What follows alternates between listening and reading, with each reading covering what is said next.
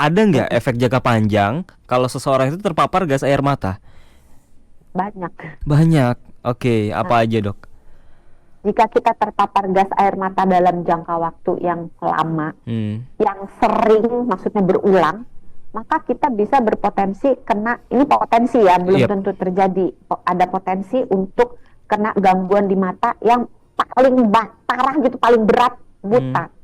Oke. Yang agak ringan, mungkin infeksi mata, Hmm. mungkin terjadi katarak, terjadi glaukoma. Kalau Mm-mm. katarak itu protein yang ada di lensa matanya menjadi rusak oleh zat kimianya ini. Oke. Uh, Terus kalau misalnya glaukoma, glaukoma itu sebetulnya adalah peningkatan tekanan bola mata yang terjadi akibat.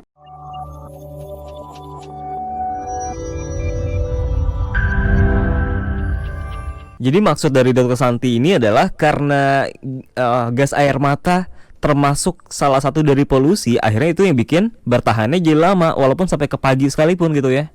Iya, karena dia bentukannya padat, Heeh. karena dia kecil, dia jatuh ke bawah, ke Mm-mm. apa trotoar Mm. gitu, sehingga kalau ada angin atau ada apapun yang meniup, dia bisa kembali lagi naik ke atas dan bisa mengiritasi mata, hidung. Kalau ketelan bisa menimbulkan respons yang sama, Eh, walaupun kalau ke kulit mungkin udah enggak ya. apa yang bisa ngilangin kalau gitu dok? Senyawanya. Em, Apakah bisa hilang dengan Sebenarnya sendirinya? kita em, harus dengan mungkin dengan reaksi kimia kali ya. Untuk Oke. hal ini saya masih belum, saya cari-cari dari pagi, Mm-mm. itu gimana sih menetralkan ini, belum ketemu sampai sekarang. Oke ya, ya Nanti mungkin mungkin jawabannya hilang dengan sendirinya ya karena kan kalau masih pagi kan kadang masih kerasa kalau udah masuk siang kan berarti udah mungkin nyebar gitu. Jadi karena kan ada di open air ya, jadi iya. nyebar kemana-mana gitu, sehingga menjadi konsentrasinya tambah lama tambah encer gitu. Tapi Oh, ya tetap akan mencemari udara, itu iya bisa iya iya. sampai 70 meter eh, sejak ditembakkan pada saat itu ya, itu Oh iya. bisa sampai terbangnya sampai area 70 meter.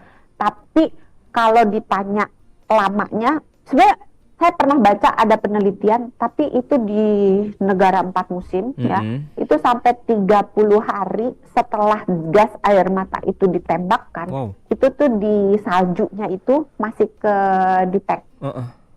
Oke. sampai 30 hari. Wow. Tapi kalau di negara 2 musim saya cari-cari belum ketemu Hmm. apa artikel atau penelitian tentang itu. Oke. Ketika ditembakkan, Dok, gas air mata itu bisa sampai berapa jauhnya sih? Tergantung sih ya, karena itu kan ada setelannya ya, Mm-mm. tergantung si bapaknya.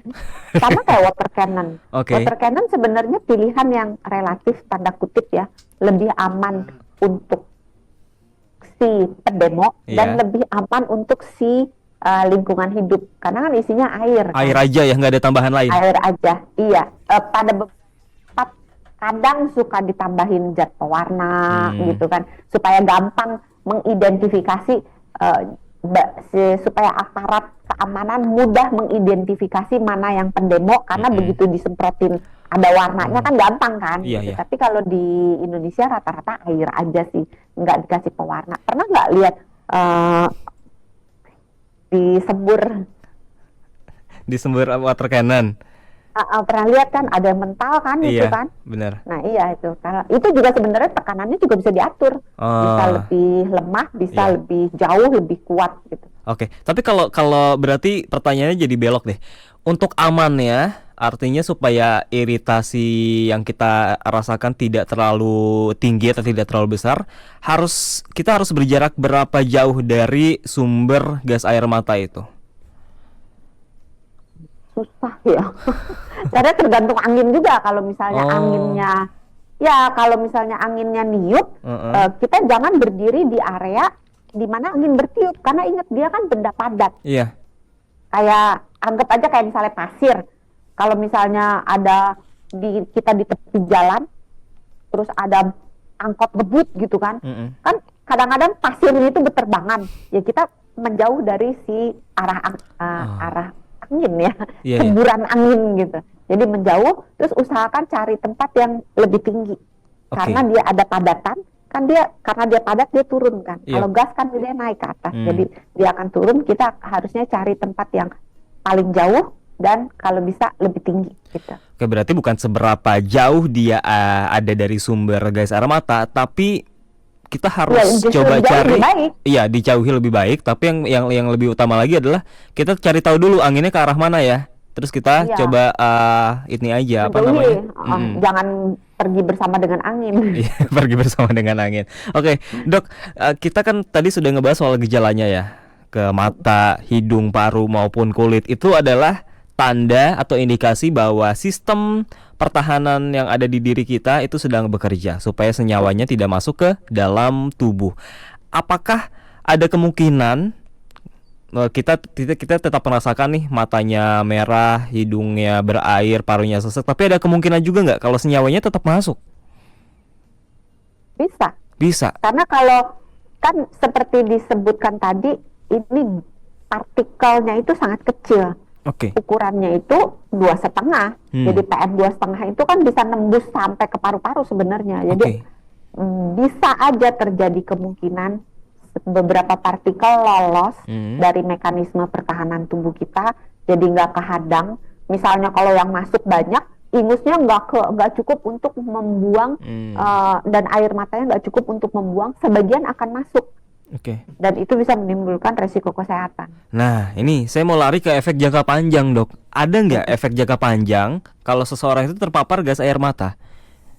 Banyak. Banyak. Oke, Nah, apa aja, dok? jika kita terpapar gas air mata dalam jangka waktu yang lama, yang sering, maksudnya berulang, maka kita bisa berpotensi kena, ini potensi ya, belum Yep. tentu terjadi. Ada potensi untuk kena gangguan di mata yang paling parah gitu, paling berat, buta. Yang Oke. agak ringan, mungkin infeksi mata, mungkin terjadi katarak, terjadi glaukoma. Kalau katarak itu protein yang ada di lensa matanya menjadi rusak oleh zat kimianya ini. Oke. Terus kalau misalnya glaukoma itu sebetulnya adalah peningkatan tekanan bola mata yang terjadi akibat gimana jelasinnya, ntar saya mikir dulu. Jadi kalau nggak, karena ngejelasinnya dalam bahasa yang awam, menjelaskan dalam bahasa yang mudah dimengerti itu lebih sulit daripada kalau saya ngomongnya sophisticated Paham. gitu.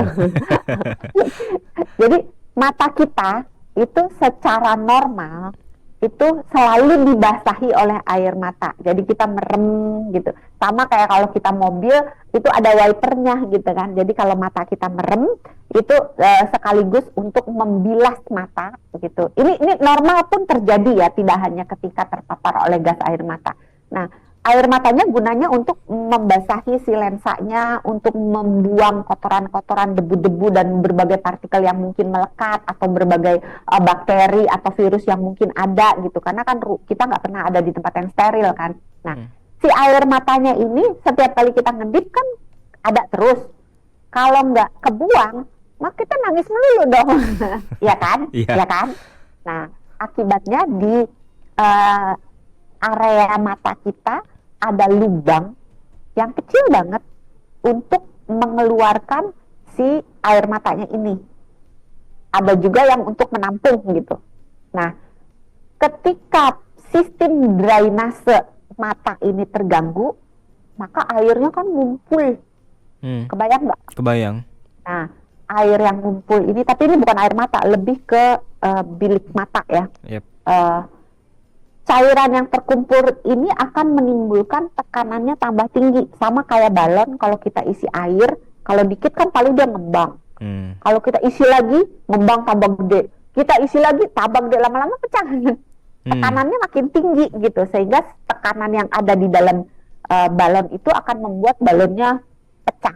Nah, kalau di mata, tekanan yang tinggi itu akan merusak saraf matanya, sehingga menyebabkan glaukoma. Oke. Nah, pada paparan gas air mata, kalau partikelnya itu menyebabkan luka di area mata yang menyangkut sistem drainase ini, maka ketika dia sembuh, perlukaannya itu sembuh kan akan menimbulkan jaringan parut.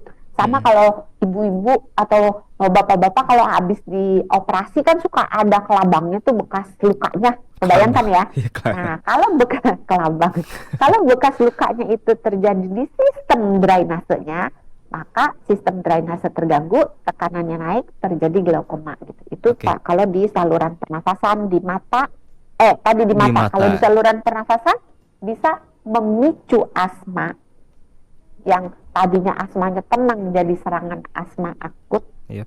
Bisa juga yang tadinya nggak asma jadi asma, jadi Oh, punya asma. oke.